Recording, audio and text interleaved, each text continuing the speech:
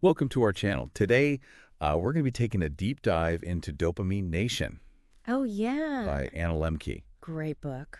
Yeah, and I mean, it's a fascinating look, at how our brains are wired for pleasure and pain, Yeah. especially, in this world that we live in, like overflowing with things that just trigger our dopamine, like from, social media, Right. video games, the extra slice of cake. Yeah. Even too much of a good book can kind of throw things off balance. Absolutely. I mean, and that's what's so insightful about this book is that she connects the science to our everyday experiences Yeah. in a way that's really relatable. Right. And it makes you think. Yeah, definitely thought-provoking. For sure. For sure. And I mean, she really dives deep into like the neuroscience of reward. Mm-hmm. And, one of the things that really stood out to me was how our brains actually process pleasure and pain in the same place. Really? Yeah. Wow. It's like they're two sides of the same coin. That's so interesting. I know, right? Yeah, it's true. And the brain's constantly trying to maintain a balance between those two forces. Yeah.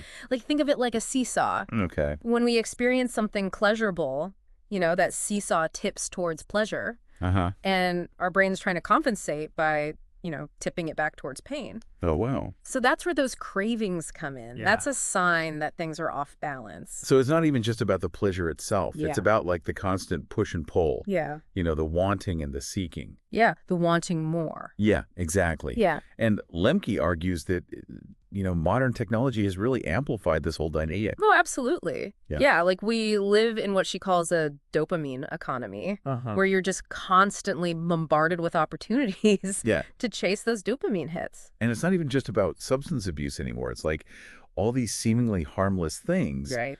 that can just hijack our reward system. Like, she talks about her own experience with like becoming a compulsive reader of romance novels. Oh, wow. It just shows how easy it is to get hooked on things. Yeah. That just, gives that quick hit. Right. Quick hit of dopamine. Yeah. And the problem is like this constant seeking of stimulation can actually make it harder Uh-huh. to experience those deeper, more lasting forms of pleasure. Exactly. You get desensitized. They become desensitized Yeah. to the simple joys of life. Absolutely. Right. It's a really good point. So where do we go from here? Right. What's the solution? What's the solution? Well, Thankfully, Dopamine Nation thankful. offers some really practical and insightful strategies It does. for finding balance Yeah. in this crazy dopamine-driven world. This world we live in. This world we live in. Yeah. And one of the key ideas she explores is dopamine fasting. Okay. And I know that sounds kind of intimidating. Yeah, when you hear fasting, you think, Yeah. You like deprivation. yeah. But it's not about that. It's not about like complete deprivation. No, it's more about It's that. more about taking like a strategic break Yeah. from the activities that tend to Yeah. trigger, Yeah. the excessive dopamine release. Right. It's like hitting the reset button Yeah. on your reward system. Like recalibrating. Totally. And, for anyone on a journey of self-improvement, Uh-huh. finding that motivation to hit that reset button Yeah. can be tough. It can be. So if you're looking for a little boost of inspiration, Yeah. I highly recommend checking out the Affirmifyjourney YouTube channel. Affirmifyjourney. Yeah, they've got some great content to keep you feeling positive Oh, awesome. and focused. That's great. I'll have to Yeah. check that out. Yeah. So getting back to the book, Okay. Lemke provides this really helpful framework Uh-huh. called dopamine Okay. for implementing these dopamine fasts. Cool. It's an acronym. Okay. And each letter stands for a step in the process. I like that. So break it down for me. Okay, so D stands for data. Data. So it's about becoming aware of your consumption patterns. Okay. Really understanding how much time and energy you're devoting to certain activities. Makes sense. Right. Yeah. Then O is for objectives. Objectives. Okay. So what are the positive aspects Okay. of the activity that you're trying to manage? Mm-hmm. What are you hoping to gain from it? Gotcha. And then P is for problems. Problems. Okay. What are the negative consequences of overdoing it? Right. So the good and the bad. Exactly. The Okay. good, the bad, and the ugly Yeah. of all this stuff. Got it. And then we get to A Okay. for abstinence. Abstinence. This is where you experiment with taking a break, Okay. even a short one, Okay. from the activity All right. to gain some perspective. Makes sense. And then during that abstinence period, Uh-huh. mindfulness comes in. Mindfulness. Okay. Yeah, you start to pay attention to your cravings, to those physical and emotional sensations that arise Yeah. when you're not engaging I see. in that activity. And that leads to insight. Insight. Yeah. You start to gain a deeper understanding of your relationship with that activity. So you learn about the triggers. Exactly. What are the triggers? What are the underlying needs that it might be fulfilling? Right. And then finally, Okay. N is for next steps. Next steps. How do you want to move forward? Okay. How can you create healthier habits? Yeah. And find more balance in your life? It's a really powerful framework. It is. For like taking control of your dopamine rather than letting it control you. Yeah. Taking back the reins. Yeah, exactly. Yeah. And one of the things that makes Dopamine Nation so compelling is that, she doesn't shy away from like the tougher aspects of this conversation. Yeah. Like she really delves into the role of shame in addiction and recovery. That's right.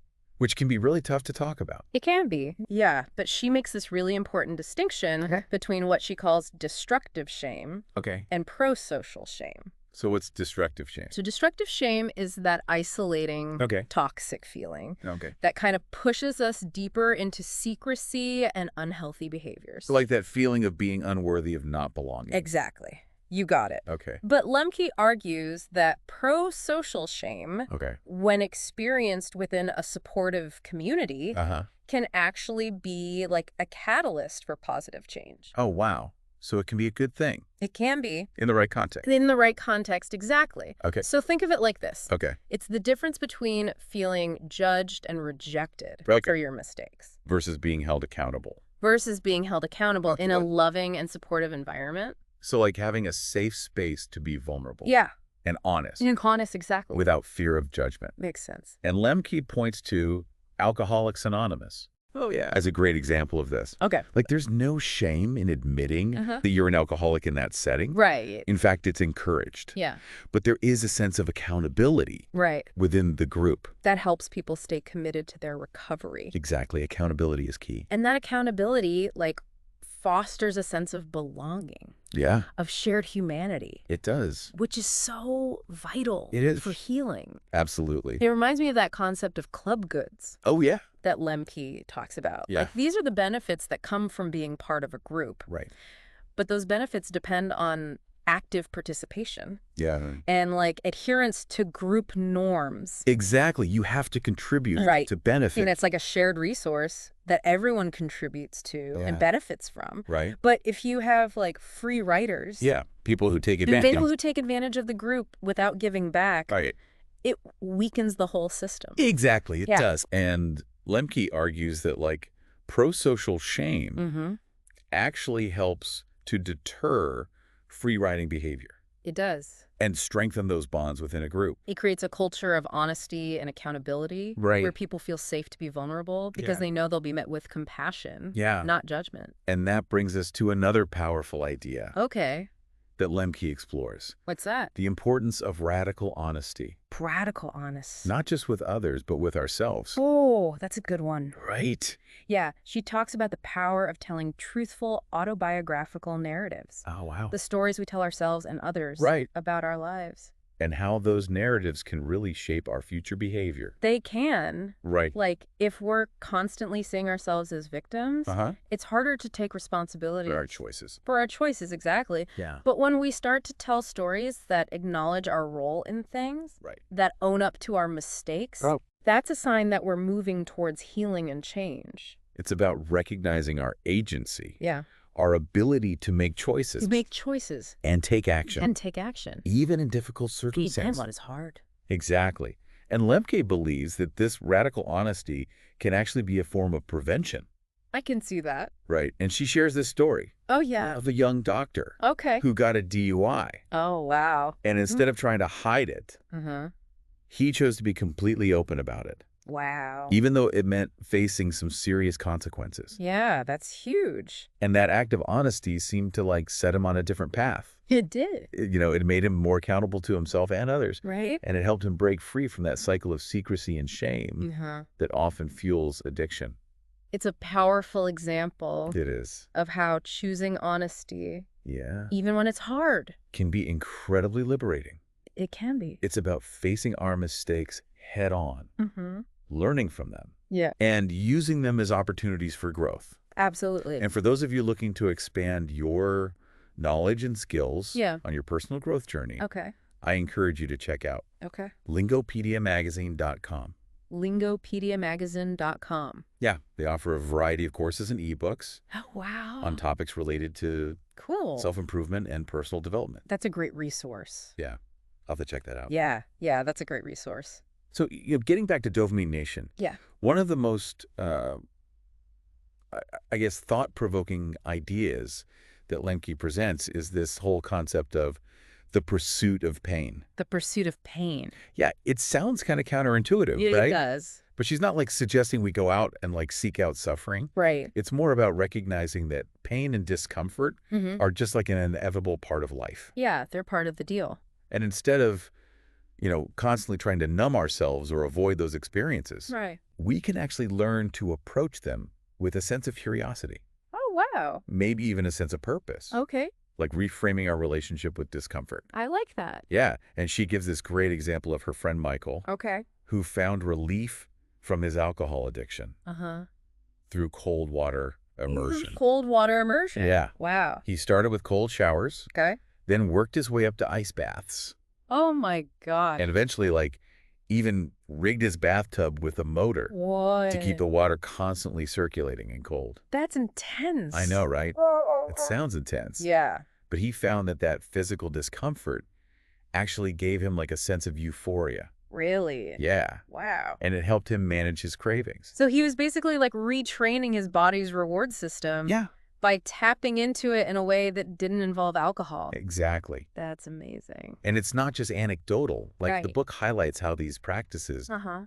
like cold exposure. Oh, okay. Yeah. Even intermittent fasting can have like real benefits for Yeah. both our physical and mental health. I mean, it makes sense. It does, if you think about it. It's about finding healthy ways to challenge ourselves. Yeah. To build resilience. And to reclaim a sense of control over our dopamine. Right, like we were talking about before. Exactly. And this idea of pursuing pain, or at least embracing discomfort, really ties into another important theme in the book, Okay. which is finding meaning and purpose in our lives. Oh, that's huge. Right. When we have something to strive for, something that gives our lives direction, Right.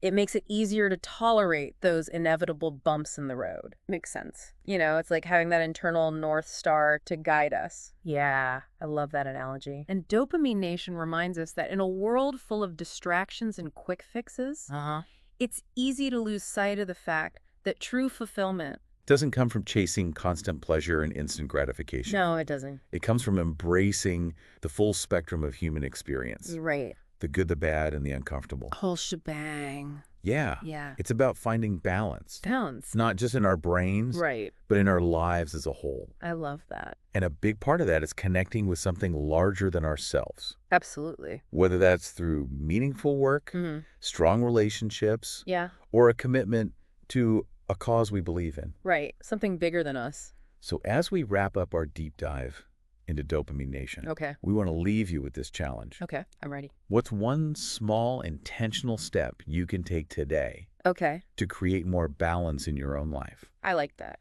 Maybe it's incorporating a healthy dose of discomfort into your routine. Okay.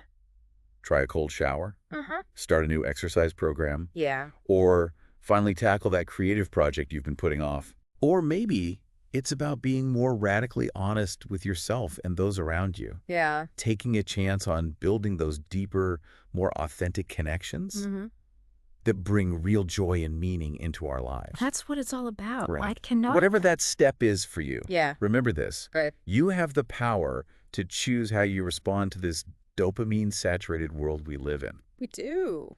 Dopamine Nation gives us the tools and understanding we need It does. to make those choices with intention and wisdom. Such a good book. It's a book that will stay with you long after you finish reading it. It will. And if you enjoyed this deep dive into Dopamine Nation, Yeah. don't forget to subscribe, share, and like this podcast. Get wet. We'll see you next time See you later. for another deep dive.